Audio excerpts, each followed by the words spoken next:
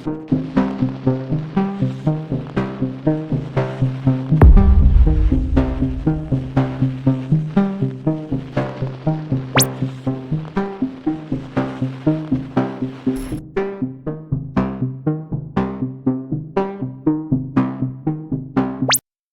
way that social media is programmed is designed to keep us engaged and to get us to share our data. The world before social media was a much different place. People were less connected, both physically and virtually. They got their news from newspapers and television, and they communicated with friends and family through phone calls and letters. Social media has changed all of that. Hello everyone, and welcome back to our channel. Today, we're going to take a journey and explore how social media is a poison for the society. And I guarantee you, you will not be disappointed with this video. Let's dive right in.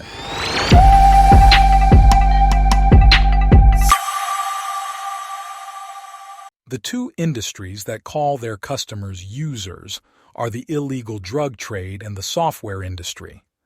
This is a quote from Edward Tufte, a computer scientist and professor emeritus of computer science, political science, and statistics at Yale University. Tufte made this observation in the context of a discussion about the power of technology to manipulate human behavior. He argued that the software industry, like the illegal drug trade, relies on its users to become dependent on its products.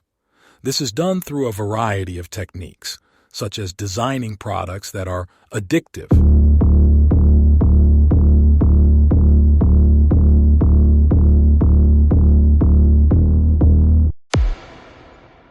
Imagine this, a world where 1 in 3 people feel worse about their lives after visiting social media platforms. Shocking, isn't it?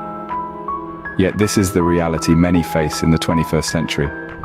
Today, we embark on a journey to understand the darker side of the social media landscape, where the glitz and glamour often obscure the harsh realities. Consider the story of Jane, a bright and vivacious teenager from a small town. Her dream was to become a renowned fashion blogger. She was fascinated by the glamorous lives that influencers led on Instagram. However, what started as a hobby soon turned into an obsession. Jane started feeling the pressure to maintain a perfect image online, resulting in anxiety and depression. She began to lose sight of her real-life dreams, replacing them with the pursuit of likes and followers. Now, let's shift our focus to John, a successful businessman. John was an active LinkedIn user, constantly checking updates and comparing his career progress to his peers. This constant comparison led to a severe case of imposter syndrome and a crippling fear of failure. These are not isolated incidents. Across the globe, millions of lives are being affected negatively by social media.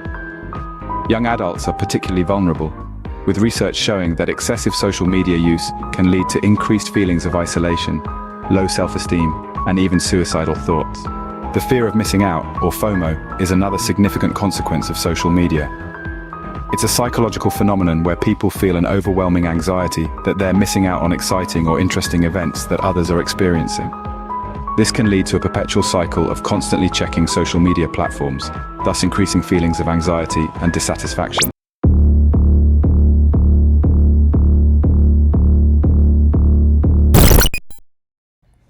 I call it the race to the bottom of the brainstem to, get people's attention at all costs. Let's say I'm YouTube and I've got a certain amount of people's attention. What's YouTube's biggest competitor? Probably Facebook. Or take the CEO of Netflix recently said that the biggest competitors to Netflix are probably YouTube, Facebook, and sleep. Meaning sleep. Because at the end of the day, there's a finite amount of time people have.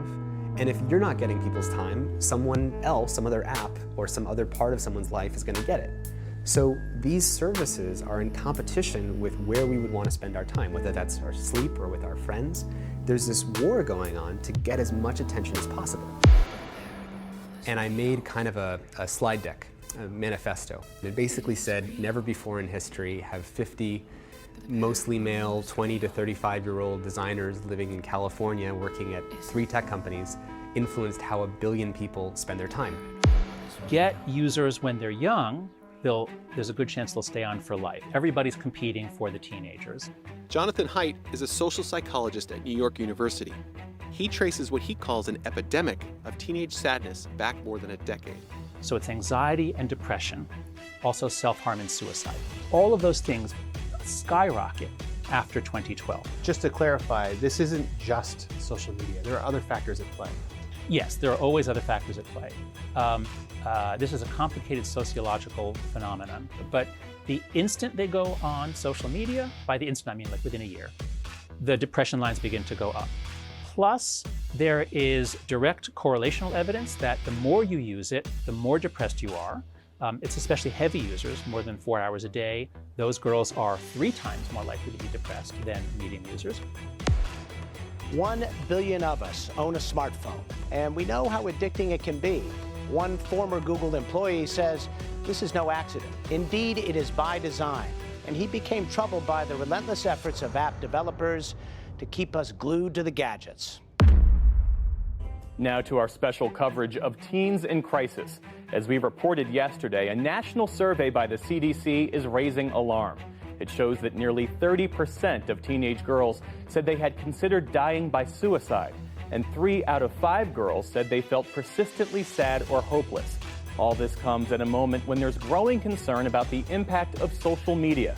During a Senate hearing today, lawmakers called out social media companies for not doing enough to protect teens.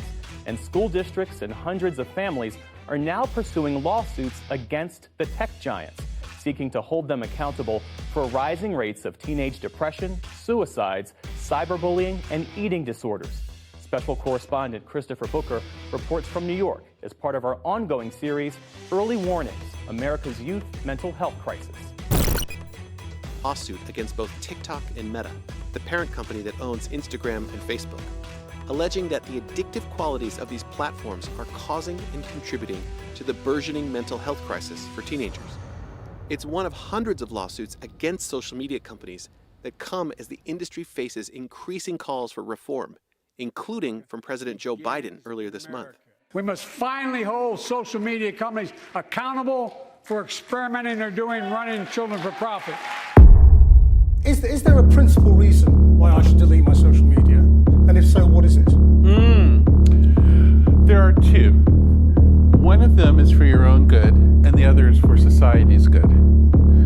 For your own good, it's because you're being subtly manipulated by algorithms that are watching everything you do constantly, and then sending you changes in your media feed and your diet that are calculated to adjust you slightly to the liking of some unseen advertiser.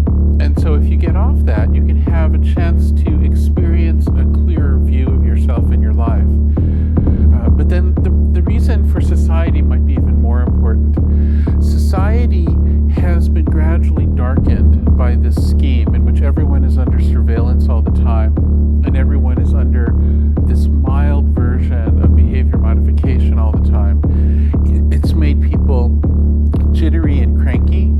It's made teens especially depressed, which can be quite severe. But it's made our politics kind of unreal and strange, where we're not sure if elections are real anymore. We're not sure how much the Russians affected Brexit. We do know that it was a crankier affair than it might have been otherwise. When we engage with social media, our brains often experience a fascinating phenomenon. When someone likes our photo or posts a positive comment, our brain releases a rush of dopamine, a neurotransmitter associated with pleasure and reward. This neurochemical response is akin to a small, instant mood boost, making us feel validated and appreciated.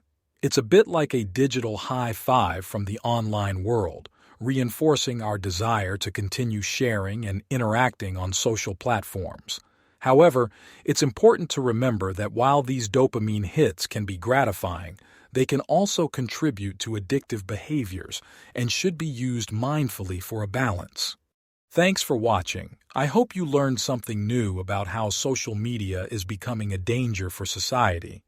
If you enjoyed this video, please give it a thumbs up and subscribe to my channel for more videos like this.